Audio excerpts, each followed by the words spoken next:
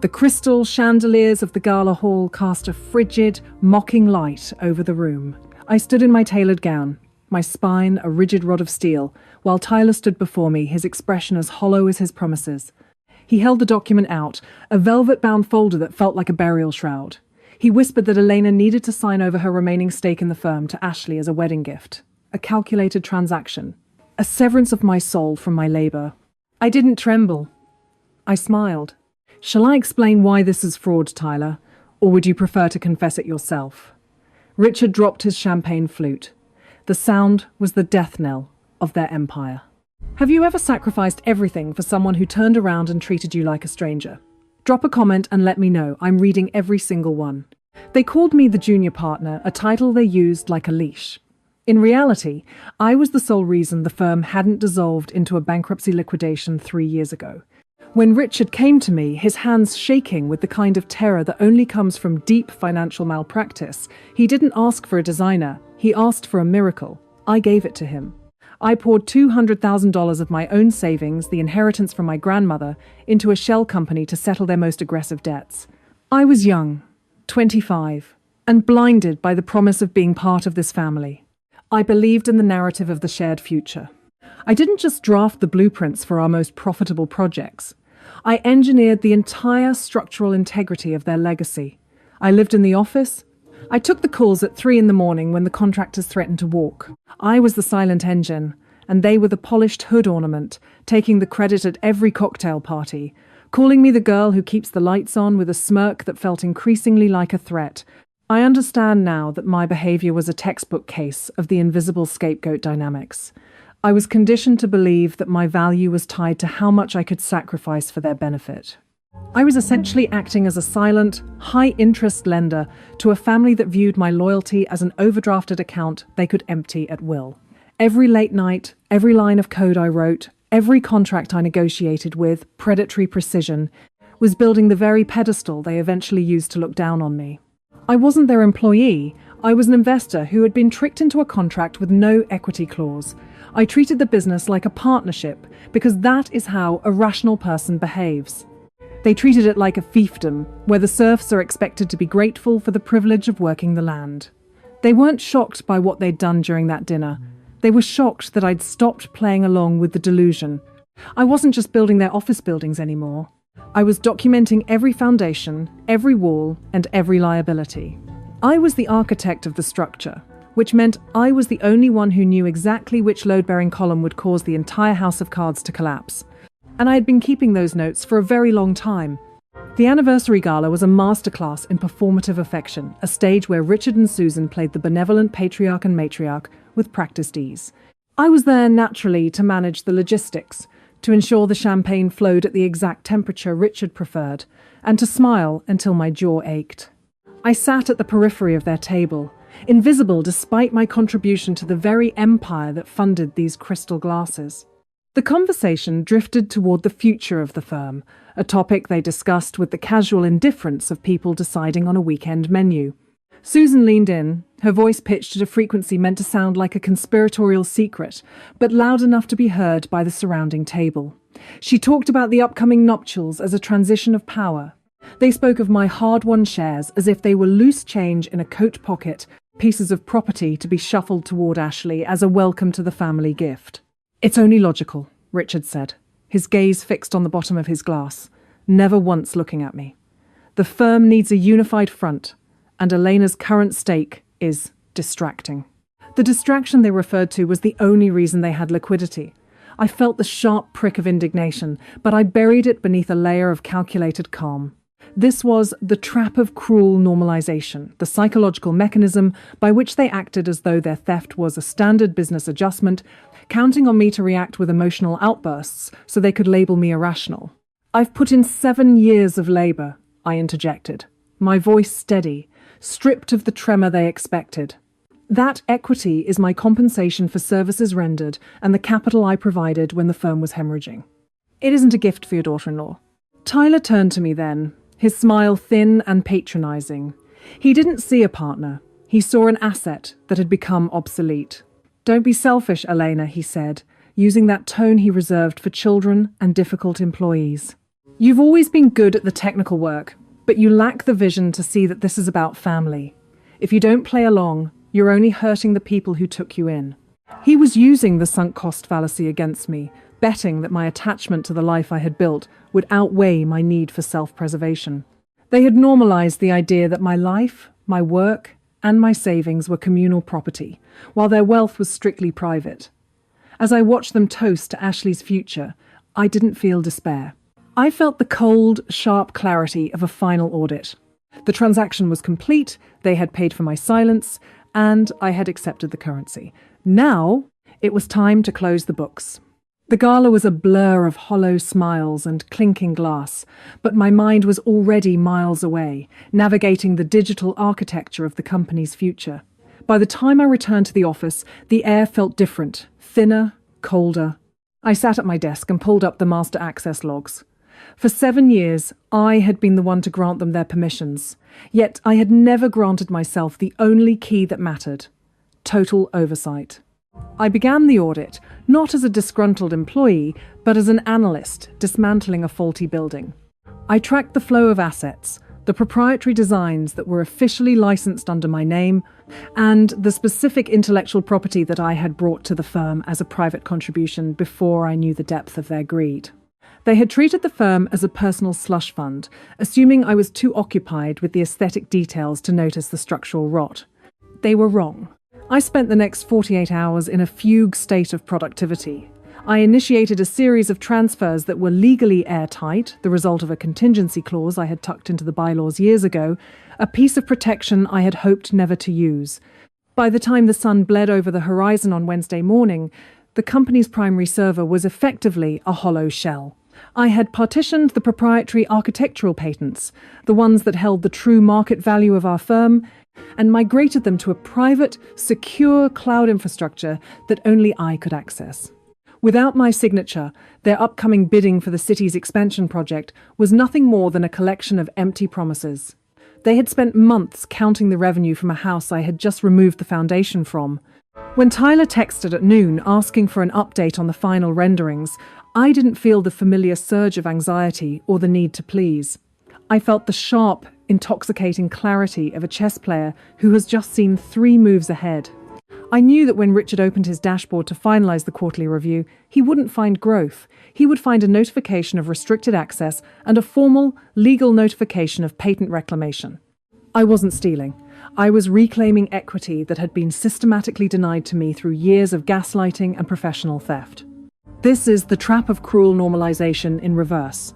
They assumed that because I had always provided the solutions, I would always remain within the confines they had built for me.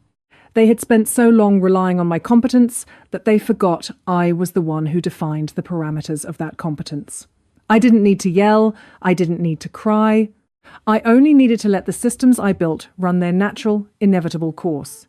The office was quiet, save for the hum of the cooling units, a sharp contrast to the chaotic storm I was brewing. I turned my attention to the company's internal financial archives, a section of the server I had never fully scrutinized until now. Under the guise of a routine audit for the upcoming board meeting, I bypassed the superficial layers of accounting that Richard used to pacify our investors.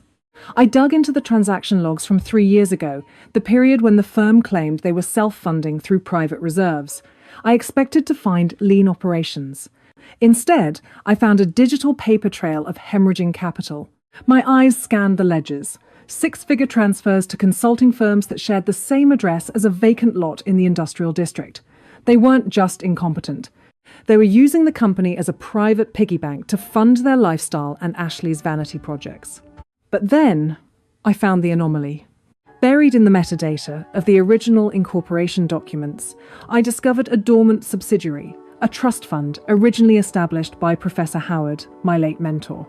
He had been the one to teach me that true design isn't about how a building looks, but how it stands when the ground shifts. He had warned me about Richard years ago, a warning I had foolishly dismissed as the bitterness of a man who didn't understand modern business. I decrypted the sub-file. My breath hitched.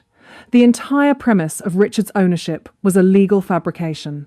The original capital to buy the initial plot of land and launch the architectural firm had been provided entirely by Howard's private trust.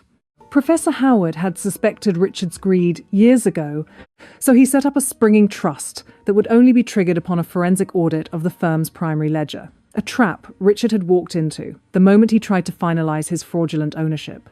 And the beneficiary clause, added in a codicil signed just 2 weeks before his death, was not in Richard's name. It was in mine. I wasn't an employee of this family. I was the legal, rightful owner of the entire infrastructure. This was the trap of cruel normalization, pushed to its logical conclusion. They had spent years convincing me I was a charity case they had taken in, all while they were the ones operating as squatters on my inheritance. My hands didn't shake. I saved a copy of the deed, the trust bylaws, and the proof of the shell company payments to a secure, offshore drive. They thought they were giving me a gift by gifting my own equity to Ashley. They were actually handing me the key to the Iron Maiden they had locked me in. I sat back, the blue light of the monitor reflecting in my eyes, and felt the weight of the last 7 years vanish. They weren't just going to lose the company. They were going to lose the foundation they had built on a lie. The air in the boardroom was thick with the scent of high-end floor wax and the metallic tang of impending failure. Richard sat at the head of the mahogany table, flanked by his lawyers, his face a mask of practiced indifference. Beside him, Tyler looked like a man who had already started drafting his bankruptcy filing, though he still clung to the arrogance of a predator who didn't realize he was cornered.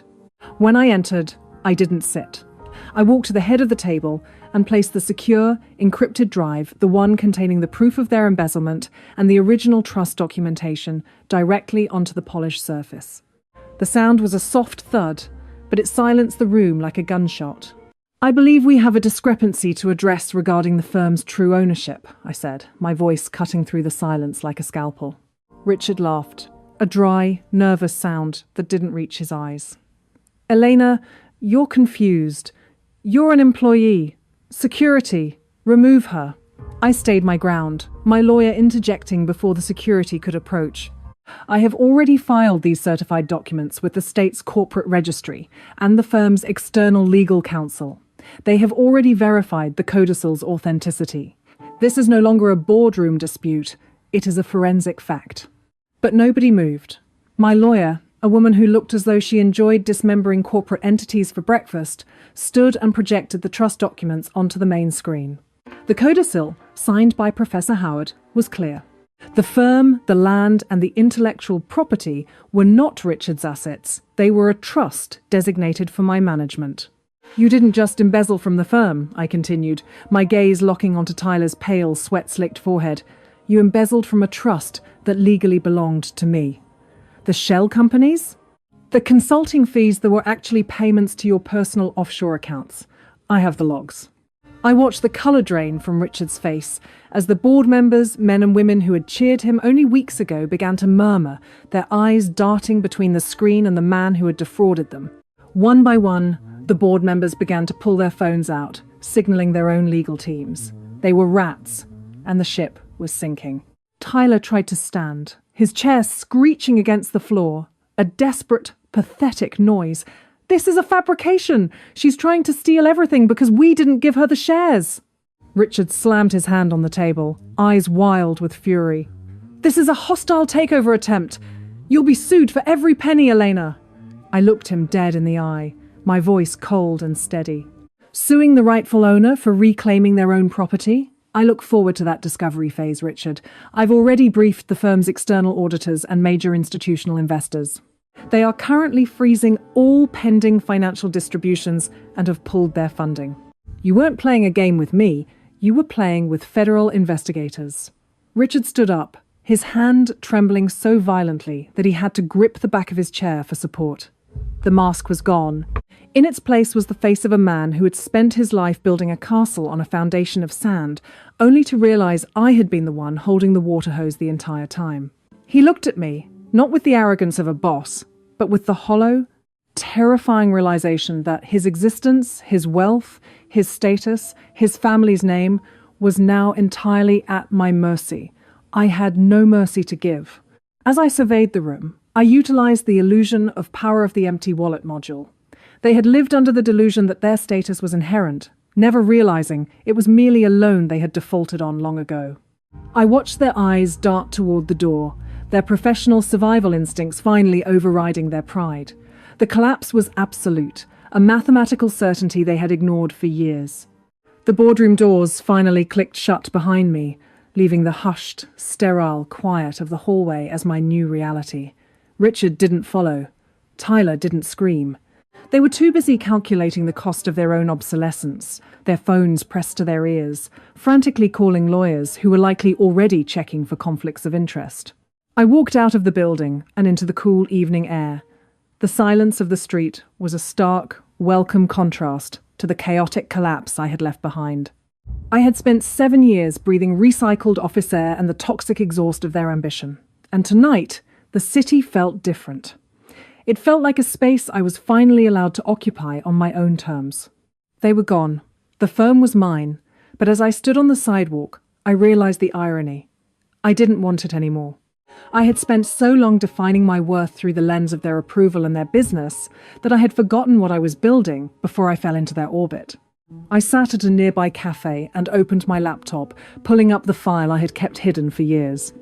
It wasn't a business plan. It was a vision board for an independent studio focused on sustainable, community-driven architecture, the kind of work Professor Howard had pushed me toward before he died. I was already drafting the resignation notices for the board members I knew were complicit, and by tomorrow morning the firm would be in receivership, a necessary step to scrub the rot from the foundation. I've come to realize that the revenge I sought wasn't about the money or the title.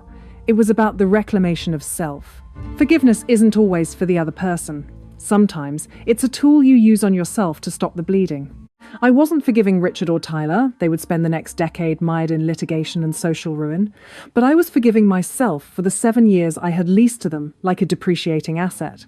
I am 32 years old, and for the first time, my balance sheet is finally in the black. I closed the laptop, signaled for the check, and walked toward the train station. I wasn't going back to the office. I was going to my studio, to the drafting table I had kept in storage, to start the only project that had ever mattered, my own life.